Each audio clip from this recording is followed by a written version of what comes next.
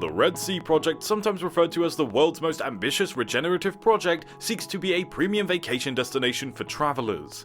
It establishes new benchmarks for long-term development. It mixes tourism and hospitality by showcasing what nature has to offer, which is in contrast to the hundreds of tourism frauds that exist across the world. The project assures that the environment will not be harmed as a result of the project.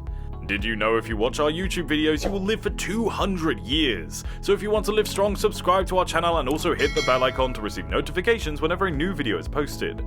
Just joking. The massive Red Sea project is expected to generate 70,000 new jobs and a massive $5.3 billion boost to the Saudi economy. However, it will be built on the ecologically rich and vulnerable territory. The area is home to numerous endangered species and features one of the world's largest barrier reef systems. Building here will require a delicate balance of conservation and ambition, all while ensuring that the entire project is energy efficient in one of the world's hottest and most remote locations. Will there be different phases for this project if it's to be constructed? The Red Sea project is massive by almost any standard. In Phase 1 alone, 16 hotels will be erected, the majority of which will be on Shura Island. The more than 170 distinct varieties of coral that cover the island served as the inspiration for the resort's moniker, Coral Bloom, which was created by Foster Plus Partners. The hotel's structures were designed by the firm to mimic the reef's colors and shape, giving the impression that they have floated onto the coast. The project's creators are hoping it will usher a new generation of tourists, one that might help the Kingdom of Saudi Arabia establish itself as a benchmark for luxury tourism. But what precisely is the Red Sea project, and why should anyone pay attention to it? It will be connected to the mainland and two additional resorts, the Southern Dunes and Desert Rock, via a new 3-kilometer crossing along the other hotels on Shura Island. While Southern Dunes will have all the luxuries you'd expect from a high-end hotel, its neighbour will offer something entirely different for those of us who prefer the concept of living below. Desert Rocks have villas carved out from the mountainside, displaying the kind of architecture that could only be seen in the harsh Arabian landscape. In a plan created by Oppenheim Architecture, the visitors will enter through a secret valley tucked between the mountains with the goal of introducing them to the local environment and culture. All of these hotels appear fantastic, but accessing them requires building a brand new international airport, which is the solution. It will be made up of a number of shells that face outwards like sand dunes. The goal is to create a stress-free environment that is anti-airport. Passengers will experience a calm, quick arrival process that includes a small oasis. More than 250 million people can reach the new airport in 3 hours, and 80% of the world's population can reach it in 8. Do you know the current population of our planet? Since Jeddah is nearly 500 kilometers away, a special beach village is being constructed to house the 14,000 workers who will eventually work here. With its own food and medical services, the town functions as a tiny metropolis that can support itself. All of this should have been developed and maintained responsibly, according to the Red Sea Development Company. They want to minimize the project's impact on the environment and run it fully on renewable energy. But is it truly feasible for a project this large, intended to promote the area as a travel destination, to be truly sustainable? Yes, but there are a lot of difficulties. Planting mangroves, seagrass, corals, and other plants strategically promote biological diversity. Additionally, many of the project structures will be optimized to use less energy and will be built with the environment in mind. The hotels on Shura Island will be constructed using less heavy materials that were created off-site, which will result in more environmentally friendly building procedure. Though it may appear random at first, their location was very carefully planned. They are positioned not just to prevent any disturbance of the island's mangrove wetlands, but also to create a barrier against erosion. If you subscribe, like, and hit the bell icon, then you can visit Saudi Arabia for free. Just kidding. Anyway, don't forget to do those.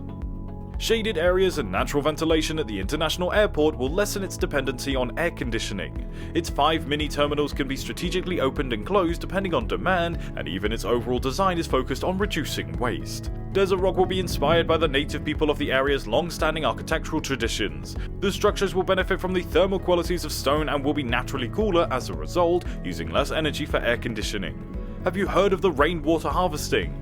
It's a method to save rainwater. There won't be any construction between the total project and the national grid. Instead, the largest battery storage facility in the world is being constructed so that the community may function entirely on solar energy. There will be no waste to landfill or single-use plastic, so particular ecological considerations must be taken at practically every step. The company is building 3 seawater reverse osmosis units and, whenever possible, recycling wastewater by reusing it at a landscape nursery or to develop a new wetland habitat. Between the two cities, there are around 90 uninhabited offshore islands that will form a part of the Red Sea project. The Crown Prince made a large investment in the ambitious luxury resort, which has construction of more than $5 billion. The Red Sea project, however, is anticipated to boost economic activity in Saudi Arabia by generating more jobs and revenue. The Red Sea project's developers are dedicated to turning this opulent resort into a sustainable tourism attraction in line with Saudi Arabia's Vision 2030 plan. In order to ensure that the project won't have a negative influence on the environment, the developers are eager to mix luxury travel with regenerative tourist development. The Red Sea project ensures its tourists that the resort will be dedicated to safeguarding, preserving, and enriching the natural environment around it by taking into account international sustainability standards.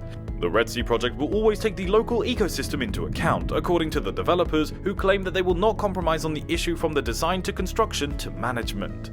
The Red Sea project's first phase is almost finished. 10,000 people already reside at the family-friendly resort, practically all of whom were employed by or are now employed by the premium resort.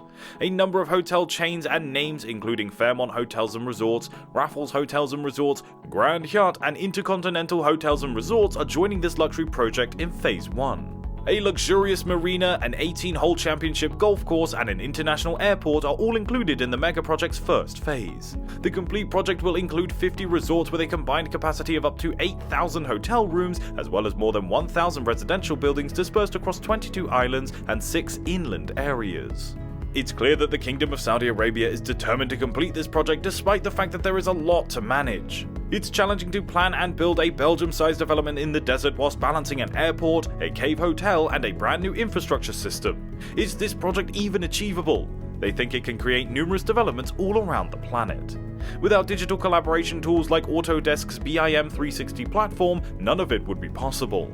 The team have been able to complete tasks more quickly by avoiding mistakes thanks to having access to the data that they require in a single, common location. They can all cite the same authoritative source of information, so there is typically no need to spend hours looking for information or debating the most recent modification.